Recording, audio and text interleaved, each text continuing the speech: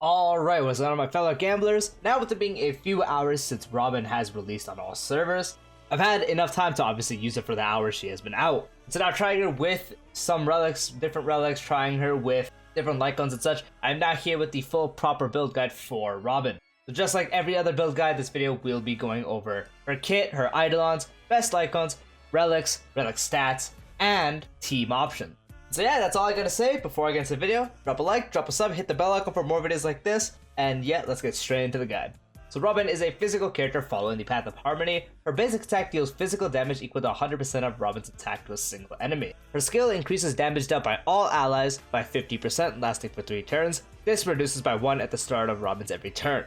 Now for her ultimate, Robin enters the concerto state and makes all other allies immediately take action. So yes, she does have a team-wide action advance, making everyone have another turn, which is already really good. While in the concerto state, increases all allies' attack by 22.8% of Robin's attack plus 200.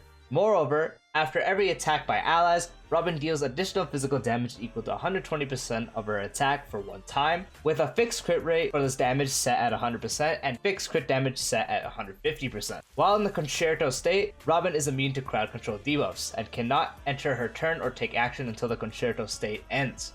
A concerto timer appears on the action order bar. When the countdown's turn begins, Robin exits the concerto state and immediately takes action. The countdown has its own fixed speed of 90. So as it does say, when she does enter the concerto state, basically meaning when you do ult, you give everyone on your team another turn. You buff everyone's attack by 22.8% of her attack, plus 200, and every time someone does attack, she will indeed do additional physical damage based on the multipliers that were said. Crit rate being fixed at 100%, and crit damage being fixed at 150%. So every attack will deal additional physical damage. Her talent increases all allies' crit damage by 20%. Moreover, after allies attack enemy targets, Robin additionally regenerates 2 energy for herself. For her technique, after using the technique, creates a special dimension around the character that lasts for 15 seconds. Enemies within this dimension will not attack Robin and will follow Robin while the dimension is active.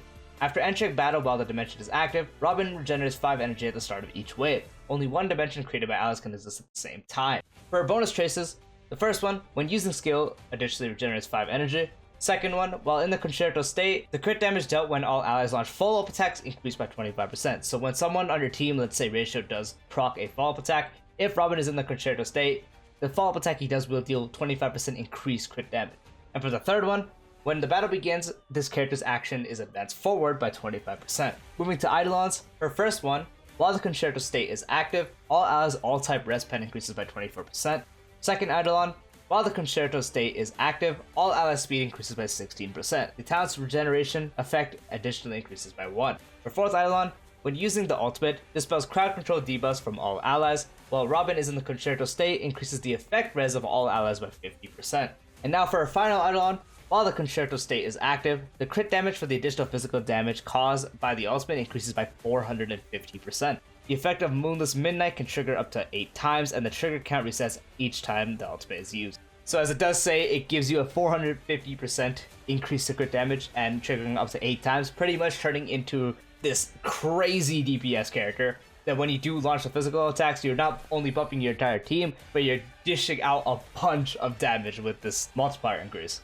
And moving on to her best Lightcones, her very best Lightcone is going to be her signature Lightcone. What it does is every time an ally attacks, the wearer gains 1 stack of Cantillation. Each stack of Cantillation increases the wearer's energy regeneration rate by 3%, stacking up to 5 times. When the wearer uses their ultimate, removes Cantillation and gains Cadenza. Cadenza increases the wearer's attack by 48% and increases all allies' damage dealt by 24%, lasting 1 turn.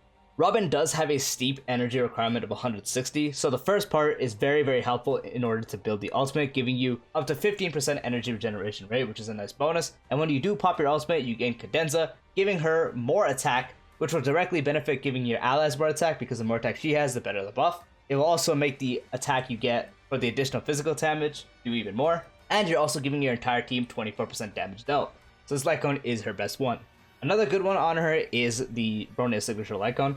What it does is increases the wearer's energy regeneration rate by 10% and regenerates 1 skill point when the wearer uses their ultimate on an ally. This effect can be triggered once after every 2 uses of the wearer's ultimate. When the wearer uses their skill, the next ally taking action except the wearer deals 30% more damage for 1 turn.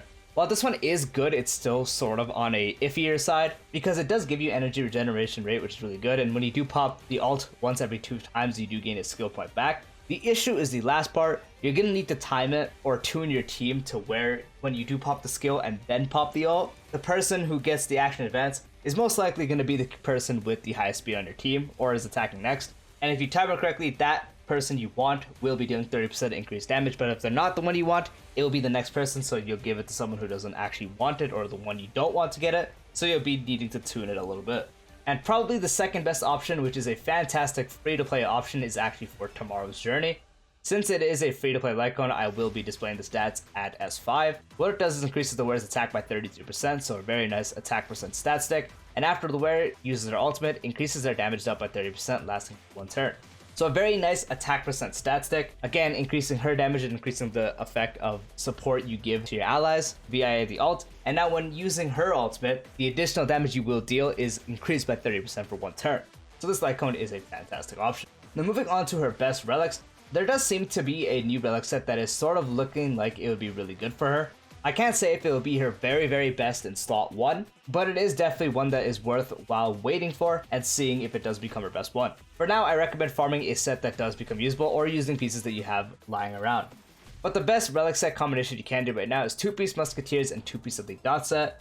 Both the 2 pieces give you a 12% attack increase, giving you a total of 24% attack, which is very beneficial. If you don't want to do this, you can combine the 2-piece of the Dot or Musketeers and pair it with something like the physical set. That is also an option.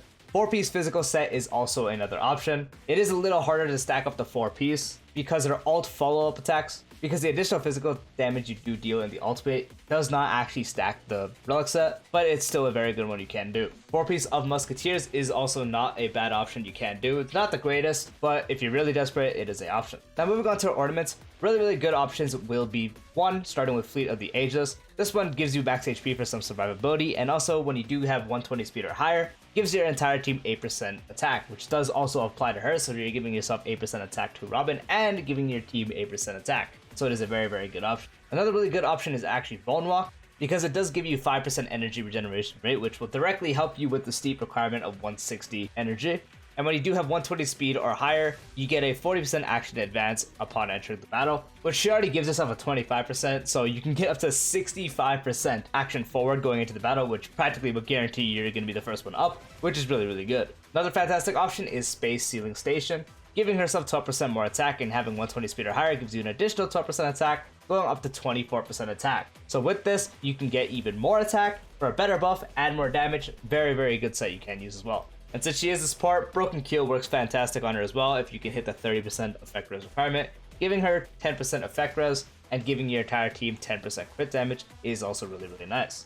For the main stats, for the body, you want attack percent.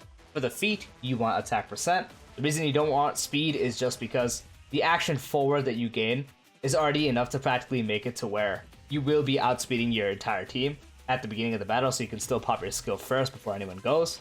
And if you have someone on your team that, say, might have up to 160 speed, you can genuinely outspeed them with the action forward by just having up to 120 or 121 speed, so speed boost is not really needed. For the orb, you want attack percent, and for the link rope, you want energy regeneration rate. For the substats, the best one you can get is attack percent. Just having more attack, again, helps out with her damage, helps out with the buff you gain from the ultimate.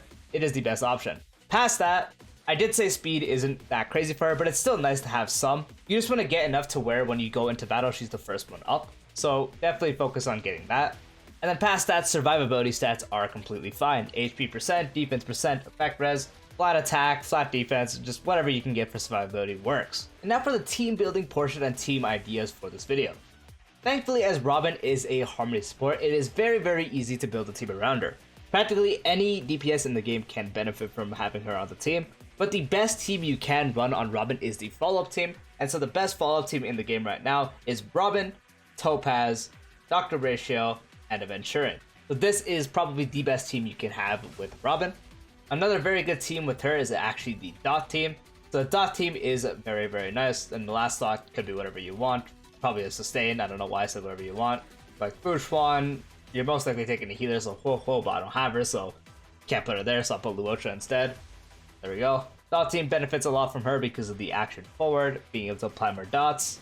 Getting the damage down is also very nice. They don't benefit too much from the crit sadly, but everything else she gives is very good, especially for the fact that she gives you a lot of attack percent, and dot characters love attack percent. And past those teams, it's really up to you. You can use it with Clara teams, you can use it with Acheron, you can use it with Blade, you can honestly use it with Zale teams, you can really just do whatever you want.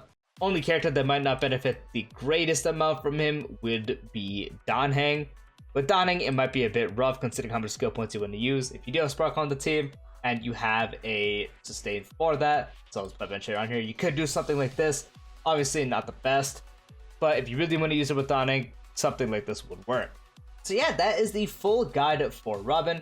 Really hope you guys are enjoying her, because me personally, I'm having a blast using her. Fall team instantly has been already my #1 favorite team.